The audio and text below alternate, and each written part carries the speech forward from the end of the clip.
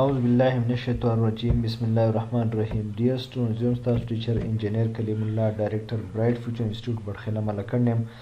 حاضر یم تاسو سره د لیکچر نمبر 19 کوم چې د ماډیول نمبر 5 3 نمبر لیکچر دی. په پریویس لیکچر کې مونږ چې کوم هیزارډز ویلو پاغي کې په تفصیل باندې مونږ کوم هیزارډز بیان کړو، نو پای کې لایټینګ او مینوال هینډلینګ او نایس او سلیپس اینڈ ټریپس او سټریس او دا هیزارډز مونږ ویلو 1 by 1 او د دې په تفصیل سره مونږ بیان کړو. وس نیکسٹ کم دا 3 هیزارډز پاتې دي، پای کې دا د ټمپریچر په خپل ځای باندې یو لوی هیزارډ دی، ځکه چې د ټمپریچر په وجه باندې کله چې ټمپریچر ډیر زیات ډاون کیږي، مطلب ډیر زیاته یخني سٹارټ کیږي، یو کول ویدر شروع کیږي. نه کول ویدر په وجه باندې هم ډیر زیات مسلې اکر کېدی شي، ماشین چې دی هغه پراپر کار نه کوي، یا پای کې موږ فار ایگزامپل اسپالټ کار نشو کولی، تارکولو کار نشو کولی، یا ټمپریچر دونه ډاون شي چې د هغې په وجه باندې واوره وشي او سنو فال په وجه باندې هغه زمونږ چې کوم روزمره زندګي د هغه ډسټرب شي، روډونه بلاک شي. ښه د هغې په تناظر کې د هغې اپوزټ چې کله ټمپریچر ډیر زیات های شي، نو بیا فار ایگزامپل تارکول ولی کیږي، د هغې سره سره چې دی هغه سن سټروک کیږي، د هغې د های ټمپریچر په وجه باندې کارونه ډسټرب کېدی شي. کم امپلایز چې په مختلف انډسټري کې کار کوي، نو هغوی بیا د هغې کارونه ډسټرب شي، هغه پراپر انداز باندې نشي کولی. نو دا ټمپریچر په خپل ځای باندې یو لوی زیاته خطره ده.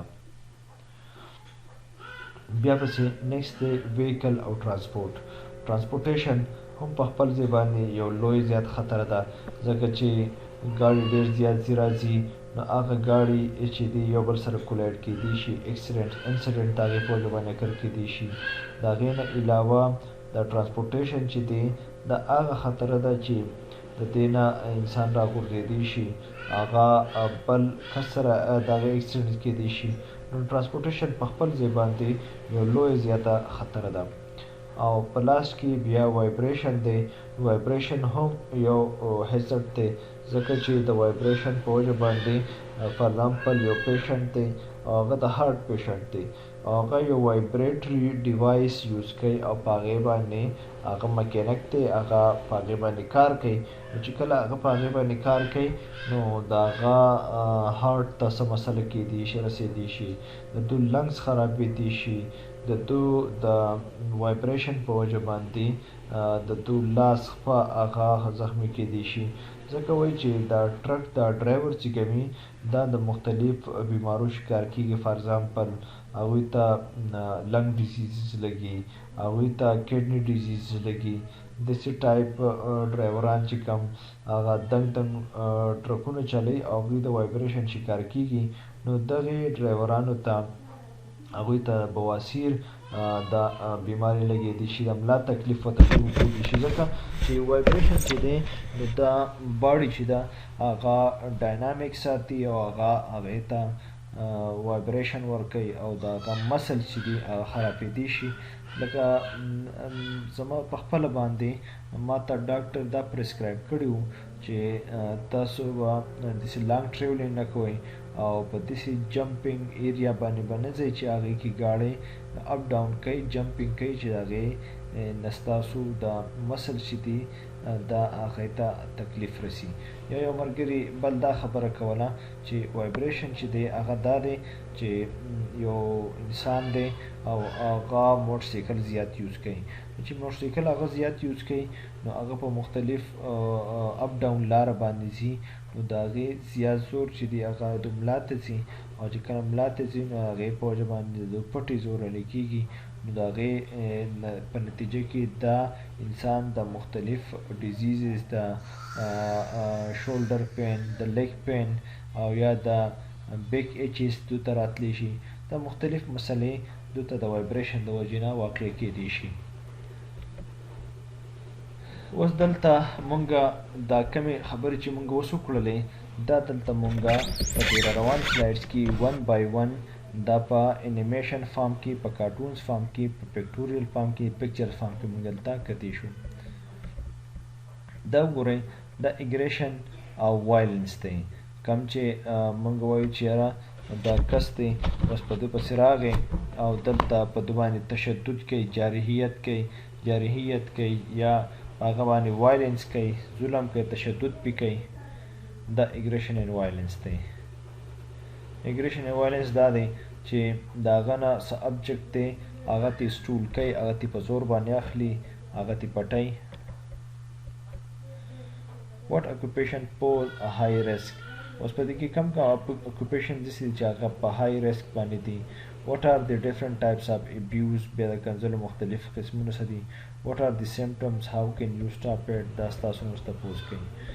بولینګ دا دی چې په دې کې دلته په دې باندې غونډه ګردي کوي چې اوس فار ایگزامپل دا کس راغی او دې فیمیل ته وایي چې دونه پیسې راکړه یا دا سامان چې دا تا نه تختومه دا نه وړمه، هغه یې په تشدد په هغې باندې وکړو او هغه چې کوم دی سامان یې ترې واخیستو په زور باندې او دا د بولینګ وکړو. مطلب دا دی چې دا یې تشدد وکړو یا غونډهګردي وکړله. نو بولینګ تاسو به ټایم ټو ټایم دا خبره اورېدلي چې په دې کراچۍ کې چې کوم MQM والو نو هغوی به هم دا بولینګ کولو، د خلکو نه به یې د چاقو کې نوک پر یا پستول کې نوک پر چې کوم دی د خلکو نه به یې مختلف ابجکټس وړله، مختلف پیسې به د خلکو نه تختولې. نو دغه بولینګ چې دا په خپل ځای باندې یو لوی هیزارډ دی. دا د بولینګ یو قسم دی. What are some example of bullying؟ ما تاسو example درک. What are some symptoms؟ What can you do about it؟ تاسو په دې باندې څه کولی شئ؟ chemical and harmful substances دي. نو د هغې په باره کې دلته دا فار ایگزامپل تاسو ګورئ په دې پکچر کې چې دغلته څه کیمیکلز هغه پراته وو په دې دغه کې یا چې وو ایون چې هم مطلب دی چې بلیک ټي چې ده دا هم یو دغه ټایپ یو کیمیکل یو هارمفul substances دی چې فار ایگزامپل دلته دا لږ تاسو ګورئ چې هغه ترې ناست دی دلته بک ریډ کوي او هلکان دې خوا ناست نور چیز کوي او دلته چې خوټ کېږي او هغه مسلسل بهیږي. نو دا هم یو هارمفul substance دی.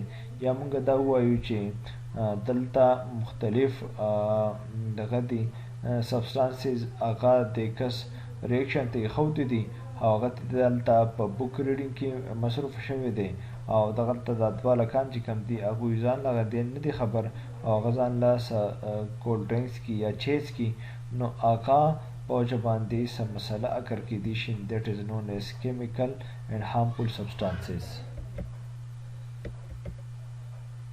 What are some harmful substances found in your workplace؟ کم دي. How are harmful substances identified؟ دا څنګه identify کولی شو؟ How can chemicals affect you؟ دا chemical بیا تاسو څنګه افیکټ کوي، په تاسو باندې څنګه اثر انداز کیږي؟ What do you need to do؟ تاسو به دې لپاره څه کوئ؟ نو دا موږ ووایو.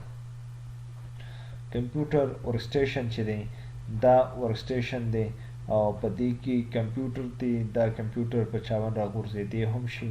دا کمپیوټر چې دی مسلسل ناسته غواړي، د هغې نه بیک ایچز یا داسې مختلف قسمه بیمارۍ لاحق کیدی شي. نو دا زموږ سره ځان له یو دغه د هیزارډ دی.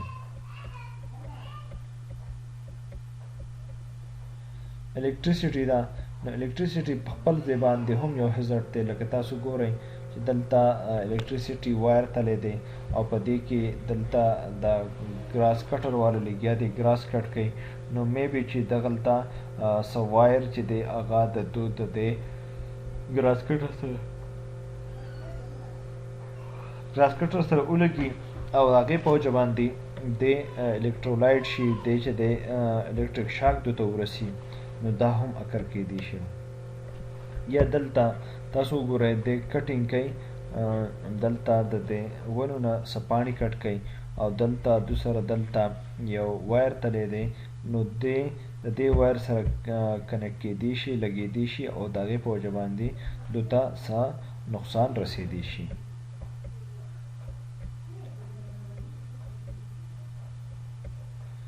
الکتریسټي په خپل ځای باندې ځان له یو لویه خطره ده او دا دې نه ډېر زیات خطرات لاحق کېدی شي. فایر چې دی تاسو ته مو وویل چې دا په خپل ځای باندې خطر ده. دلته د فایر حوالې سره موږ ته مختلف انیمیشن شو کوي. دلته تاسو ګورئ چې فایر ایکسټینګویشر دپاره سامان پروت دی.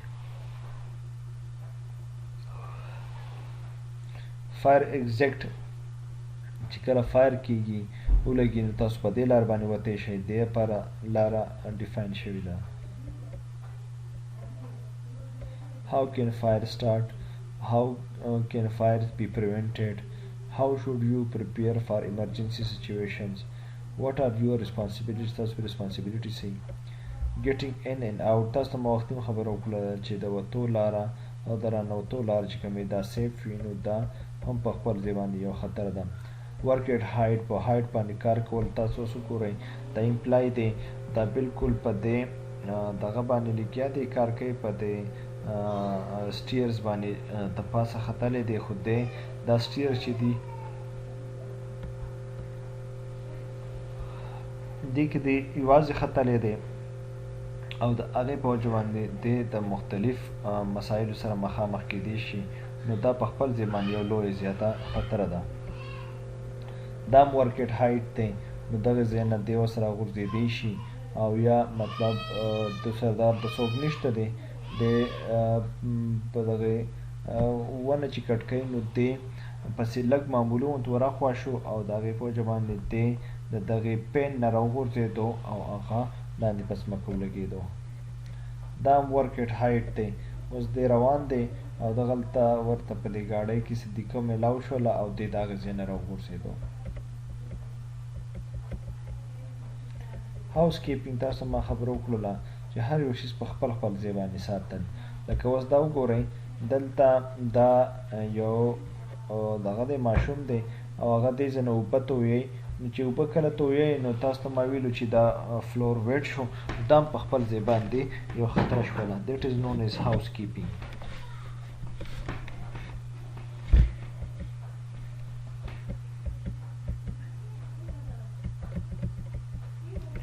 لایټینګ. اوس لایټ نه وي نو دا هم یو لویه زیاته د خطرې باعث ګرځېدی شي. په لایټینګ باندې ما تفصیل تاسو ته بیان کړو چې لایټینګ نه کم هیزرډز هغه لاحق کېدی شي. په دې فکر کې موږ ته دا شو کېږي چې تیاره ده نو تاسو ته پته چې په تیاره کې موږ ته ابجکټ څه په نظر باندې نه راځي نو هغه هم په خپل ځای باندې لویه خطره ده. مینوال هینډلینګ باندې ما تاسو ته خبره وکړله. اوس فار ایگزامپل دا مینوال هینډلینګ کوي دی لګیا دی دلته کراس کټ کوي یا دلته دی دا دغه چې دی دا سی چې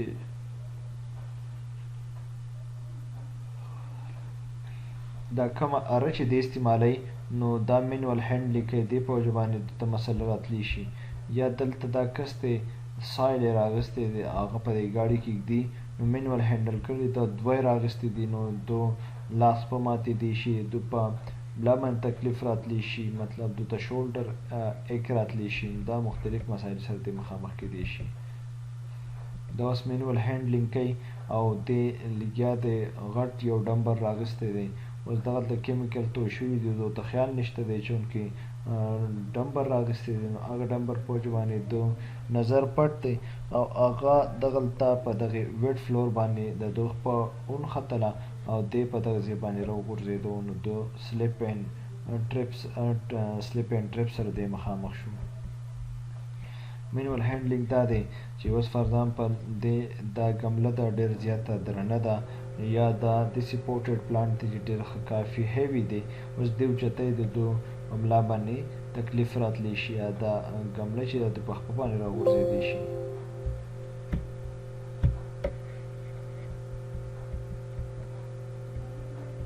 نایس تاسو ته مو وویل چې په خپل ځای باندې هغه ډېر زیات لویه خطره ده. مختلف نایس داسې چې هغه انسان په غوږونو کې په هغې باندې درد راولي. سلیپ اینډ ټرپس چې دي سلیپ کېدی شي لکه دلته تاسو ګورئ چې دلته ویټ فلور دی او دلته دا میډم روانه ده او دا په دې باندې راغورځېدی شي. سلیپ اینډ ټرپس په خپل ځای باندې لویه خطره ده. یا دلته ما تاسو وختي خبره وکړو چې دا سړی روان دی او دو هیوي ویټ راغستی دی او دلته خیال نشته دی چې دلته څه ابجیکټ څه کیمیکلز توی شوي دي او په هغې باندې د هغه خپه راغله او دا پې راوغورځېدو.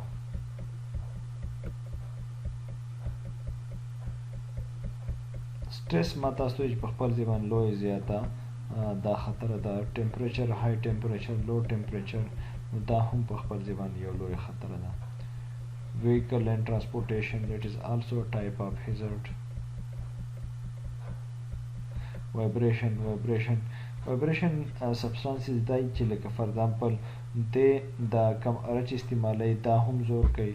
دی چې کم د ګراس کټر استعمالی ګراس موورز نو دا هم ښه کافي وایبریشن کوي. د دې په وجه باندې دی د مختلف حادثو شکار کیدی شي.